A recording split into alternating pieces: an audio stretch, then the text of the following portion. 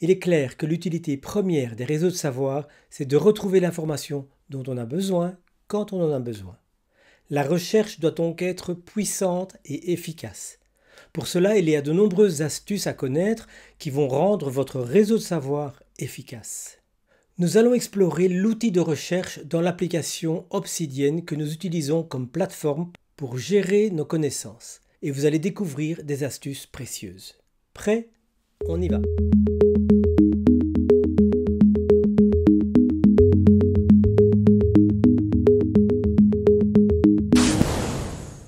Bien penser, bien communiquer, bien agir pour une vie épanouie dans un monde difficile. C'est ce que je vous propose avec la bienveillance martiale. Et pour cela, il est nécessaire de disposer des bons outils et de bien savoir les utiliser. C'est l'objectif de la chaîne, booster votre productivité. Vous proposer des tutoriels techniques en complément de ce que vous pouvez découvrir sur la chaîne de la bienveillance martiale. Je vous invite donc à vous abonner aux deux chaînes et à cliquer sur les clochettes pour être tenu informé des prochaines publications. Apprendre, c'est trouver l'information utile, la mémoriser, mais c'est surtout la retrouver quand on en a besoin. Dans cette vidéo, nous allons nous attacher à améliorer notre compétence à retrouver l'information en utilisant l'outil de recherche d'Obsidian. Il y a bien sûr d'autres solutions pour faciliter cette recherche, nous les verrons dans des prochaines vidéos. N'hésitez pas à écrire dans les commentaires comment vous faites pour mieux retrouver ces informations dans votre réseau de savoir. Et en passant, abonnez-vous à la chaîne et cliquez sur la clochette. Ah oui, à la fin de cette vidéo, je vous proposerai un bonus qui complétera ce que je vais vous proposer. Et nous voilà partis pour cette exploration des différentes fonctionnalités de recherche. Alors on est parti. Si vous cliquez sur la petite loupe, vous pouvez bien sûr commencer à faire vos recherches. Alors directement, vous avez un ensemble de petites fonctions qui se trouvent ici en haut. Respecter la case, c'est-à-dire faire la distinction entre majuscules et minuscules. La deuxième, c'est bien sûr expliquer le terme de la recherche. Ensuite, vous pourrez réduire les résultats. Nous verrons ça quand on aura des résultats. Et ici, on peut afficher plus de contexte. Et ici, on peut modifier l'ordre du tri. Et ici, on peut copier le résultat de la recherche. Alors, on va commencer par faire une recherche. Je sais ce qu'il y a dans les informations. Ce qu'on va chercher, c'est... J'ai fait un certain nombre d'enregistrements. D'ailleurs, je peux vous les montrer en vitesse. Alors, qu'est-ce que nous avons et que nous allons explorer? Vous avez d'abord les villes de Belgique. Ville dont la capitale est Bruxelles, Namur, Liège. La Belgique est un pays d'Europe. J'ai simplement rassemblé un ensemble de données qui nous permettra de faire une recherche qui aura du sens. D'accord? Donc, on revient dans la recherche et on va chercher la ville de Milan. Alors, on cherche la ville de Milan. Qu'est-ce qu'on voit? En ne distinguant pas le respect de la case, c'est-à-dire majuscule, minuscule, il me propose aussi bien Milan avec un petit m et Milan avec un grand M. Par contre, si je fais respecter la case, vous voyez qu'il ne propose que celle qui commence effectivement par une majuscule. De même, si je tape ici Milan avec une minuscule, vous avez compris, je ne vais retrouver que la minuscule. Si je désactive le respect majuscule-minuscule, respect de la case, je retrouve les deux. Alors ce qu'on peut faire aussi, c'est combiner les éléments. Si je cherche Milan et Bruxelles, vous voyez que je trouve ville qui contient Bruxelles, Paris, Milan, c'est donc bien correct. On voit bien qu'ici, il a recherché les notes qui contiennent à la fois Bruxelles et Milan dans le même enregistrement. Pourquoi? Parce que je retrouvais bien sûr des autres enregistrements. Par exemple ici, ville minuscule, vous avez Paris-Milan, on n'a pas Bruxelles. Donc la recherche Bruxelles ne permet pas de retrouver celle-là. Alors ici, vous voyez donc il faut bien les deux, c'est Milan et Bruxelles. On va mettre une majuscule parce que ça arrache un tout petit peu. C'est bien Milan et Bruxelles. Maintenant, si je veux Milan ou Bruxelles, je vais mettre au milieu la fameuse instruction OR, qui veut dire ou en anglais, et que je dois écrire en majuscule. Vous avez donc ici toutes les notes qui contiennent ou bien Milan, ou bien Bruxelles, ou bien les deux. Okay? De nouveau ici, on a proposé ici ville minuscule Milan. Si je veux respecter la case, vous voyez qu'elle disparaît. On a compris, on ne va pas le répéter tout le temps. Alors il y a une autre manière de respecter, cette case, parce qu'ici elle est d'application pour l'ensemble du query. Je peux simplement dire précédé de match case. Ça va mieux en tapant correctement.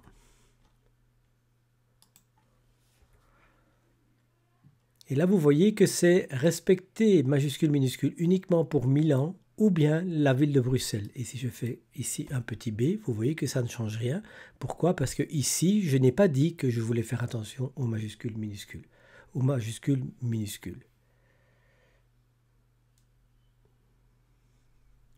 Si maintenant je voulais les deux, eh bien, je vais simplement recopier match case.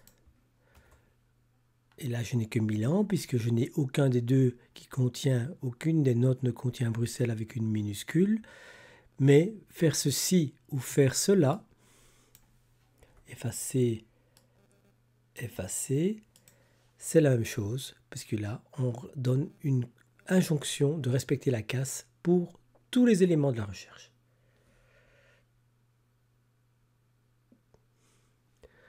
Alors, on a vu le et, and, qui ne s'écrit pas d'ailleurs. On a vu le ou qu'il faut ajouter.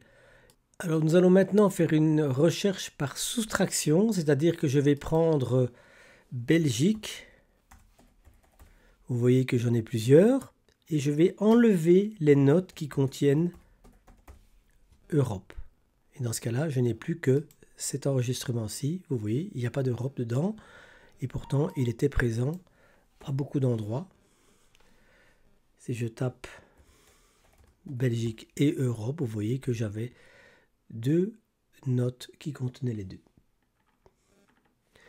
Ce qu'on peut faire aussi, c'est taper une partie de la lettre. Et vous voyez qu'en tapant Europe sans E, il a trouvé Europe, mais aussi probablement, si j'enlève le Belgique, vous voyez que j'enlève le respect de la case. Vous voyez, il a trouvé européenne, européenne, Europe, Europe. Ok, donc c'est pas uniquement le mot complet. Si je voulais le mot complet, je dois mettre entre guillemets. Et là, bien sûr, je n'aurai rien, puisque je n'ai pas de... C'est une faute. Donc ici, si j'ajoute le E, vous voyez que je n'ai que Europe et je ne retrouve pas européen. Donc ceci, les guillemets plutôt, nous indique qu'on est dans le cas de figure « Je veux le mot complet tel qu'il est, là pour le moment. » Ok?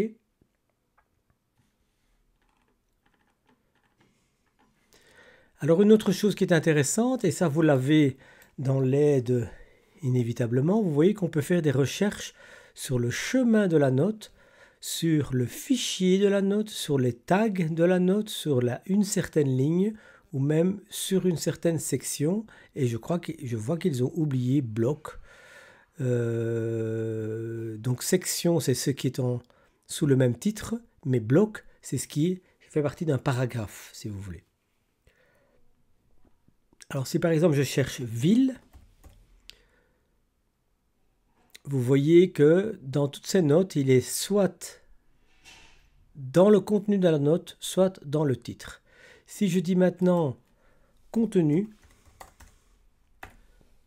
vous voyez que c'est uniquement les notes pour lesquelles le mot ville est contenu et dans le contenu de la note, pas dans le titre. Par contre, si je remplace ceci par file, vous voyez que je ne trouve que les notes qui ont dans le titre, ou plutôt dans le nom de fichier de la note, qui ont le mot ville. Alors, ne faites pas l'erreur que je fais souvent. Souvent, dans mon enthousiasme, j'écris title. C'est pas juste, ça fonctionne pas. C'est file, c'est le nom de fichier. D'accord? Alors, en parlant de bloc, je peux chercher un bloc. Donc, un bloc, c'est un paragraphe dans lequel je vais trouver Bruxelles. Et je vais taper Belgique. Et qu'est-ce que vous voyez? Vous voyez ici que dans le même bloc, j'ai Bruxelles et Belgique. Là, j'ai Bruxelles et Belgique. Et là aussi, je l'ai. Tout simplement pourquoi? Parce que le Le terme bloc se rapporte à au prochain élément, mais pas à Belgique. Si je voulais que ce soit Bruxelles et Belgique, c'est-à-dire je ne veux pas cette ligne-ci, je vais mettre une parenthèse. Et là, vous voyez, il ne donne que les blocs qui contiennent, et si je l'ouvre, vous voyez, qui contiennent Bruxelles et Belgique dans le même paragraphe, qui n'est pas nécessairement la même ligne, parce que je peux aussi faire line. Et là, bien sûr, comme ici, on est dans le cas de figure d'une même ligne, on a le même résultat. Mais si j'avais ajouté un peu plus de texte, un peu plus long, on aurait eu des différences. D'ailleurs, on va essayer de le faire. Ajouter du texte. Si par exemple ici, on avait marqué Paris, qui n'est pas sur la même ligne, Bruxelles-Paris en termes de ligne ne fonctionne pas. Par contre, en termes de bloc, ça fonctionne puisque ceci forme un seul bloc, un seul paragraphe continu. Alors je peux chercher un autre exemple de recherche. Europe, ville. Ça va me donner une autre. Vous voyez que les mots ne sont pas complets. Mais c'est pas grave. Si par contre je mets des guillemets, je ne vais pas le sortir puisque c'était ici ville au pluriel. D'accord? Si je fais moins ville, vous voyez que j'ai une autre recherche, c'est-à-dire tous les blocs qui contiennent Europe, même incomplet, sans le terme ville. Ok? Même si le terme est dans une autre partie de la note, ici on cherche au sein du même bloc. Bloc, c'est-à-dire paragraphe. Ok? Alors voyons maintenant, il y a un mode de recherche encore beaucoup plus puissant, mais qui nécessite quand même de s'y habituer un tout petit peu, c'est les recherches par regex, qui sont les regular expressions, les expressions régulières. C'est un mode de recherche que vous retrouvez dans de nombreuses applications informatiques et c'est une recherche qui a une syntaxe tout à fait particulière. Je ne vais pas aujourd'hui vous faire un cours sur les expressions régulières, mais je vais quand même vous en montrer quelques-unes. Si par exemple, donc, comment fait-on une expression régulière? Eh bien, vous commencez par le signe divisé. Et par exemple, si je veux les capitales, voilà, j'ai cherché cap. Vous voyez, l'expression régulière commence par un divisé, termine par un divisé, et on recherche CAP. Et vous voyez partout où CAP se trouve, c'est assez variable et assez varié. Par contre, ce qu'on peut faire, et ça c'est la syntaxe des régulières expressions, et dans le bonus, vous allez en retrouver quelques expressions, c'est je veux que la ligne, je veux que le document, je veux que la ligne commence par cap. Là, je mets l'insigne de l'accent circonflexe. Et là, vous voyez que c'est uniquement la page qui contient capital en début de ligne. Capital ici, bon, ça n'a pas l'air de commencer par cap, mais si vous êtes en mode, je dirais en mode de prévisualisation, vous voyez bien qu'il y a deux lignes qui contiennent capital et qui commencent par capital. D'accord? Ici, il ne l'a pas trouvé. Si par exemple je cherche maintenant Bruxelles, vous voyez, et j'ai capitale et ville qui sont chaque fois des notes qui ont une ligne qui commence, qui ont au moins une ligne qui commence. Donc ici, c'est une ligne qui commence par Bru. Alors c'est intéressant parce que si je veux maintenant commencer à rechercher des titres, je vais taper simplement ici début de ligne. Je vais taper le dièse. Il va trouver bien sûr tout ce qui commence par un dièse, c'est-à-dire un titre. Par définition, ça c'est la syntaxe Markdown.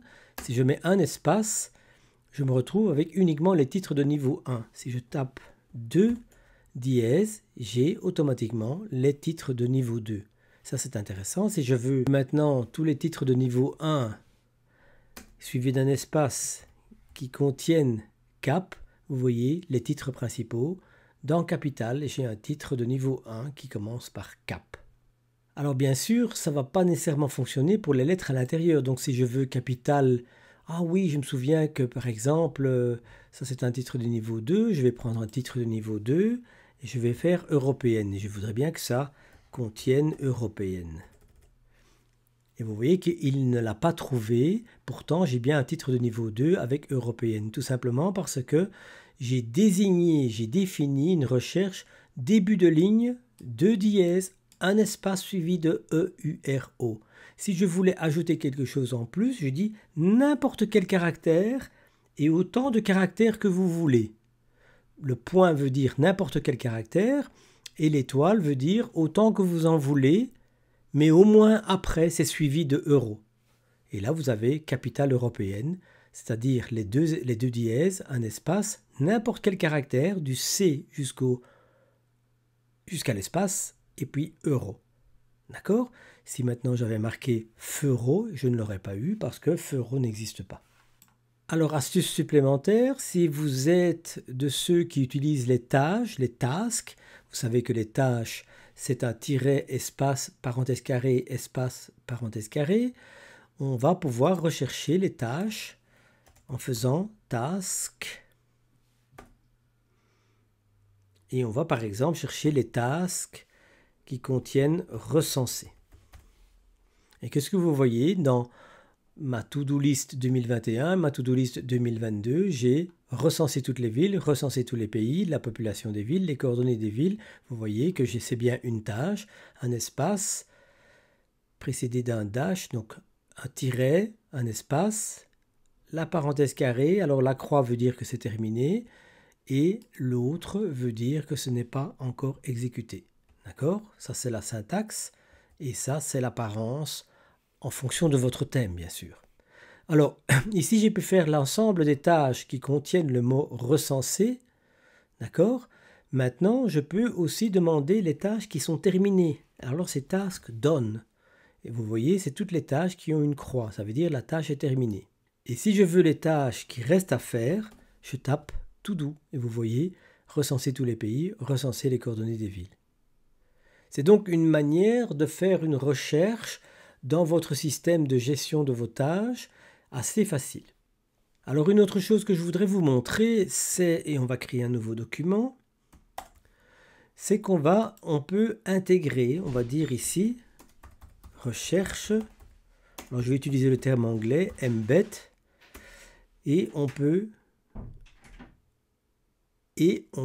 ajouter une recherche, c'est-à-dire 3 petites quotes, barres de 3 apostrophes inversées, vous voyez, elles vont vers la droite, suivi de query, ça veut dire je vais faire un query, et là, ça veut dire que le code se termine. Et je demande les tasks recensés, exactement le même query qu'on a ici. Et qu'est-ce que je vois? Si je passe en mode prévisualisation, il me donne exactement la même chose, mais c'est à l'intérieur de la note. Ok? Et ça peut être intéressant. Si vous voulez faire une petite tâche en disant, ben voilà, je vais ici, à la place de recherche, je vais marquer reste à faire. Oui, et je vais faire task to do. Je passe en mode prévisualisation et je vois que j'ai recensé les pays et coordonnées, etc., etc. Si maintenant j'ouvre ici et que je dis dans l'exécution recenser, vous voyez que la query, la recherche qui est incorporée dans la note, en fait, est tenue à jour immédiatement. D'accord? Ça, c'est très intéressant. Vous voyez les utilisations qu'on peut en faire. Alors, il me reste encore une dernière astuce que j'ai envie de vous présenter. C'est l'astuce des favoris. Alors, pour faire ceci, vous devez aller dans les plugins principaux et activer ce plugin qui est incorporé. Donc, plugin principal veut dire qu'il est incorporé par définition dans Obsidian. J'active favoris, ce qui fait que la petite étoile ici va apparaître ou disparaître. Okay? Si je l'ai activé et que cette recherche est pour moi importante parce que je vais la refaire souvent, je vais cliquer sur favoris et je vais cliquer ici et la voilà stockée. De la même façon, si je veux rechercher ville et Bruxelles et que c'est une recherche que je veux faire régulièrement, je peux également la stocker. Si je reprends la précédente, vous voyez, il exécute sans devoir retaper. Vous pouvez vous composer véritablement une mini-bibliothèque de recherche que vous faites le plus souvent et dont vous avez besoin régulièrement et pour lesquels vous n'avez pas envie de chaque fois retaper toute la syntaxe. Si je reprends l'autre, ville Bruxelles, vous voyez la requête. On a donc ici deux choses très importantes en termes d'automatisation, si on peut appeler ce terme comme cela. C'est incorporer dans une page, et vous pouvez faire plusieurs recherches bien sûr. Donc si je cherche ici Query Task To Do et que je veux mettre les autres, Done, vous voyez que effectivement j'ai les tâches à faire et les tâches qui sont faites. Et quand je le fais, vous allez voir que recenser tous les pays va passer dans l'autre colonne. Là maintenant j'en ai 3 et là j'en ai plus qu'une. Donc c'est une très très belle manière de développer un système de gestion de vos activités et de vos tâches. On verra ça plus tard, mais je pense que déjà ça c'est intéressant. Il est temps de vous annoncer le bonus de cette vidéo, un petit memento de la syntaxe des recherches dans Obsidian. Il sera prêt sous peu et je l'enverrai aux abonnés de la lettre d'information. Vous trouverez le lien pour vous inscrire dans la description. J'en profite pour vous annoncer que je prépare des sessions live où je compléterai mon réseau de savoir pour vous montrer comment ça se passe en pratique. La gestion de nos savoirs est sans doute la clé de la réussite de demain. Autant nous y mettre sans tarder et faire de toute lecture une lecture utile. À bientôt!